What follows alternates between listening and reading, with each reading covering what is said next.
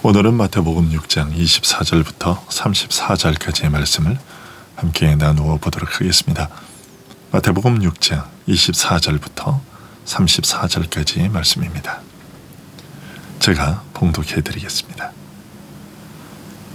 한 사람이 두 주인을 섬기지 못할 것이니 혹 이를 미워하고 저를 사랑하거나 혹 이를 중히 여기고 저를 경히 여김이라.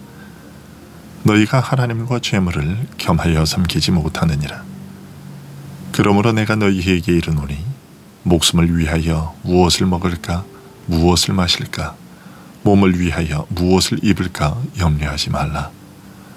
목숨이 음식보다 중하지 아니하며 몸이 의복보다 중하지 아니하냐. 공주의 새를 보라. 심지도 않고 거두지도 않고 창고에 모아들이지도 아니하되 너희 하늘아버지께서 기르시나니 너희는 이것들보다 귀하지 아니하냐. 너희 중에 누가 염려함으로 그 길을 한 자라도 더할 수 있겠느냐. 또 너희가 어찌 의복을 위하여 염려하느냐. 들의 백합화가 어떻게 자라는가 생각하여 보라. 수고도 아니하고 길쌈도 아니하느니라. 그러나 내가 너희에게 말하노니 솔로몬의 모든 영광으로도 입은 것이 이 꽃 하나만 갖지 못하였느니라. 오늘 있다가 내일 아궁이에 던져지는 들풀도 하나님이 이렇게 입히시거든 하물며 너희일까 보냐. 믿음이 작은 자들아. 그러므로 염려하여 이르기를 무엇을 먹을까 무엇을 마실까 무엇을 입을까 하지 말라. 이는 다 이방인들이 구하는 것이라. 너희의 하늘아버지께서 이 모든 것이 너희에게 있어야 할 줄을 아시느니라. 그런즉 너희는 먼저 그의 나라와 그의 의를 구하라. 그리하면 이 모든 것을 너희에게 더하시리라. 그러므로 내일 일을 위하여 염려하지 말라. 내일 일은 내일이 염려할 것이요 한 날의 괴로움은 그날로 족하니라. 아멘. 앞서서 예수님은 사람이 한평생 살아가는 것을 보물 쌓기에 비유하셨습니다. 그것은 사람은 자신이 가장 귀하다고 여기는 것을 항상 마음에 두고 생각하며 추구한다는 것을 가리키는 말씀이었습니다. 그리고 사람마다 삶의 목표나 목적이 구체적 내용에 있어서는 각각이요 서로 다르겠지만 사람이 살아가면서 바라보고 지향하는 대상은 크게 두 가지로 나누어진다고 하셨습니다. 하나는 땅과 땅에 속한 것들이요 다른 하나는 하늘과 하늘에 속한 것들이라고 하셨습니다. 땅과 땅에 속한 것들을 추구하며 사는 삶의 본질은 조미 갉아먹고 녹이 슬며 도둑질 당하는 삶이어서 참으로 허망한 인생이 될 수밖에 없다고 하셨습니다. 반면에 하늘과 하늘에 속한 것들을 지향하고 추구하는 삶은 진정한 가치와 의미가 훼손되거나 변질될 염려가 없으며 강탈당하거나 도둑맞을 염려가 없을 뿐만 아니라 오히려 안전하게 지켜지고 보존되기 때문에 그런 삶은 영원히 변치 않는 참된 의미와 가치를 지닌다고 하셨습니다. 이처럼 삶의 목표를 어디에 두는가에 따라 우리 인생의 결과는 허망하든지 아니면 영원하고 변치 않은 삶이 되든지 결정되기에 옳고 그른 삶의 목표를 살펴 발견하며 그것을 향하여 우리 삶을 이끌어갈 영적인 지혜를 갖는 일이 참으로 중요하다고 말씀하셨습니다. 그런데 이러한 가르침이 계속해서 이어지고 있습니다. 오늘 본문에서 주님은 믿는 자가 지향하고 추구해야 할 삶의 목표에 대한 가르침을 주고 계십니다. 24절에서 한 사람이 두 주인을 섬기지 못할 것이니 혹 이를 미워하고 저를 사랑하거나 혹 이를 중히 여기고 저를 경히 여김이라고 하십니다. 즉 사람은 두 가지 삶의 목표를 함께 추구할 수 없다는 것이죠. 다시 말해 땅의 것을 바라고 구하면서 동시에 하늘의 것도 추구하는 것은 불가능하다는 것입니다. 둘 중에 하나를 사랑하면 다른 하나는 미워하게 된다는 것입니다.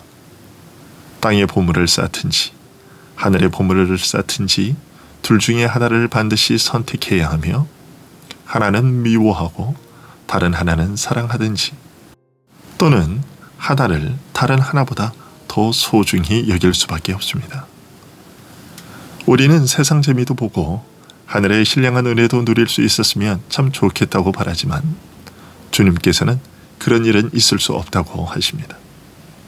주님은 믿는 자는 하늘의 것을 사랑하고 땅의 것을 미워하는 삶을 살아야 한다고 하십니다.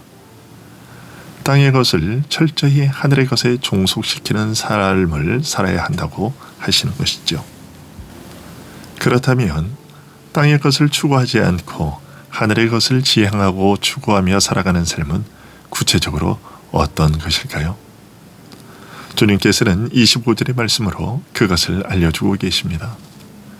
그러므로 내가 너희에게 이르노니 목숨을 위하여 무엇을 먹을까 무엇을 마실까 몸을 위하여 무엇을 입을까 염려하지 말라. 목숨이 음식보다 중하지 아니하며 몸이 의복보다 중하지 아니하니라.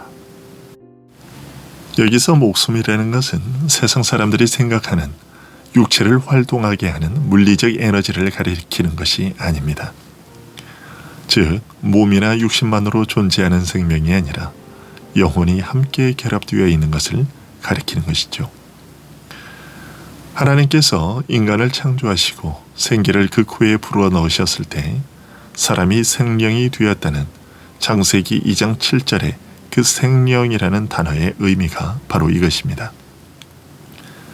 그래서 영혼과 육체가 분리되면 육체는 생명을 잃고 죽게 되는 것이죠. 이런 사실을 볼 때 사람의 생명의 본질은 영혼에 있다는 것을 알게 됩니다.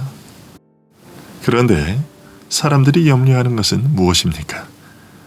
무엇을 먹을까? 무엇을 마실까? 몸을 위하여 무엇을 입을까 하는 것입니다. 즉 육체의 기능을 유지하기 위한 것에만 모든 마음을 쏟고 그것을 얻기 위한 삶을 추구하는 것입니다. 물론 하나님께서 우리를 창조하셨을 때에는 영혼만 창조하신 것이 아니라 육체도 함께 만드셨고 그 육체가 기동할 수 있도록 하는 방식으로는 음식을 섭취하도록 하셨습니다. 하지만 우리가 섭취하는 음식들이 어디서 옵니까? 그것은 모두가 하나님으로부터 오는 것입니다. 환경이 순조로울 때는 깨닫지 못하지만 자연 환경이 열악한 상황이 오면 우리는 그것을 확연히 깨닫게 되지요. 가뭄이나 홍수, 바람이나 눈이 일정 수준 이상으로 지속되게 되면 한 해 애써 수고하며 돌보았던 모든 수확물들을 거둘 수 없게 됩니다. 결국 인간은 자신의 힘과 노력으로 자신의 생명을 유지할 수 없는 존재라는 것이 드러나지요. 동시에 인간의 생명은 하나님께서 먹이시고 입히심으로써만 유지되고 있음을 알게 됩니다. 주님께서 공중의 새를 보라, 들의 백합화가 어떻게 자라는가 생각하여 보라고 하신 이유가 그것입니다. 새는 농사를 짓지도 창고에 모아들이지도 않는데 생명을 유지하고 있으며 들의 백합화는 옷감을 짜지도 않는데 아름다운 옷을 입고 있다고 말씀하십니다. 어떻게 그런 일들이 가능한 것인지를 생각해 보라고 하십니다. 그것은 하나님께서 친히 그것들을 먹이시고 입히시기 때문이라고 하십니다. 그런데도 사람들은 일평생 먹을 것과 입을 것에 온 정신을 빼앗긴 채 살아갑니다. 주님은 그런 사람들에 대하여 30절에서 믿음이 적은 자들이라고 지칭하십니다. 그리고 32절에서는 그러한 염려, 걱정은 이방인들이 구하는 것이라고 말씀하십니다. 하나님을 알지 못하는 이방인들은 신령한 하늘의 것을 알지도 못하며 관심도 없기에 그저 이 땅의 것에 목숨을 걸고 매달리며 집착하는 삶을 살 뿐이라고 하십니다. 세상이 자랑하는 허울 좋은 문화라는 것도 결국 이런 범주에서 벗어나지 못합니다. 그러면 하나님을 믿는 사람들은 먹지 않아도 입지 않아도 마시지 않아도 살 수 있다는 말이냐? 주님은 그런 말씀을 하시는 것이 아니지요. 주님은 너희 하늘 아버지께서 이 모든 것이 너희에게 있어야 할 줄을 아시느니라고 하십니다. 우리에게 먹을 것, 입을 것, 마실 것이 필요하다는 것을 누구보다도 잘 아시는 분이 우리 하나님이십니다. 그러기에 우리에게 그 모든 것들을 공급하여 주시는 것이 아니겠습니까? 따라서 이런 사실들을 아는 자라면 먹고 입고 마시는 것, 이런 것들에 대하여 과도하게 염려하지 않을 것입니다. 비록 죄로 인하여 이마에 땀을 흘려야 겨우 먹을 것을 얻어 생존하게 하신 저주에서 우리가 아직 벗어나지 못한 것이 사실이기는 하지만, 그럼에도 불구하고 하나님께서는 인간이 범죄하기 이전이나 그 이후에도 여전히 우리의 생존을 책임지시는 분이라는 사실에는 변함이 없기 때문입니다. 그러기에 우리는 육신을 위한 염려와 걱정에서 벗어난 다른 삶의 방향을 지향할 수 있습니다. 그렇다면 세상 사람들과는 달리 가져야 할 우리들의 삶의 방향은 어느 쪽일까요?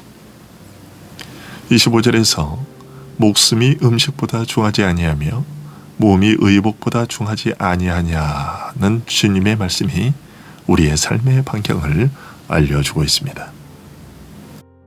이 말은 우리의 생존이나 삶의 무게는 영적인 것에 있다는 사실을 지적하신 것입니다. 이 땅에서 육신을 입고 살아가는 우리의 삶은 먹고 입는 것보다 훨씬 더 고귀하고 중요한 의미와 목적을 가지고 있다는 것이죠. 우리는 이 땅 위에 사는 동안에도 단순히 육신으로만 사는 것이 아닙니다. 하나님의 거룩한 형상으로 지음받은 고귀한 영혼이 몸과 결합한 존재로서 이 땅에서 살아가는 것입니다. 그리고 우리 생존이나 삶의 무게는 바로 이 영적인 것에 있습니다. 영혼이 육신을 떠나면 우리 육신은 더 이상 아무런 기능을 하지 못합니다. 즉, 죽는다는 사실은 우리의 삶의 무게추가 어느 쪽에 있는지를 분명히 보여줍니다. 이 땅에서 살아가는 동안에나 떠나서도 우리의 삶의 중심은 언제나 영혼에 있습니다. 하나님께서 우리를 자신의 형상으로 지으신 이유도 바로 그것이죠. 비록 우리를 흙으로 입히시기는 하셨지만 몸이 옷보다 중요한 것처럼 흙으로 지어진 육체보다 영혼이 훨씬 더 중요합니다. 먹고 마시고 입는 것보다 우선하여 그의 나라와 그의 의를 구하라 하신 것은 바로 이러한 말씀의 연장인 것이죠. 우리 생애의 가장 우선적인 목적과 우리의 삶이 항상 지향해야 할 목표가 바로 그것이라는 말씀입니다. 그러니 우리는 지금까지 날마다 나의 필요를 채워오신 하나님의 은혜를 경험했고, 그런 경험 가운데 견고해진 믿음이 있기에 내일은 무엇을 먹어야 하나, 무엇을 마셔야 하나, 무엇을 입어야 하나와 같은 염려를 할 필요가 없는 것입니다. 하나님께서 지금까지 그것들을 채워주셨고 오늘도 공급하여 주셨으니 내일 또한 내일 베푸실 하나님의 은혜가 있을 것임을 믿고 걱정과 염려를 버리고 평안하게 오늘을 사는 것입니다. 오늘의 괴로움을 내일까지 가지고 가는 어리석음이 우리에게서 사라지고 하나님께서 주시는 은혜 안에서 만족하며 사는 우리들이 될 수 있기를 소원합니다. 기도하겠습니다.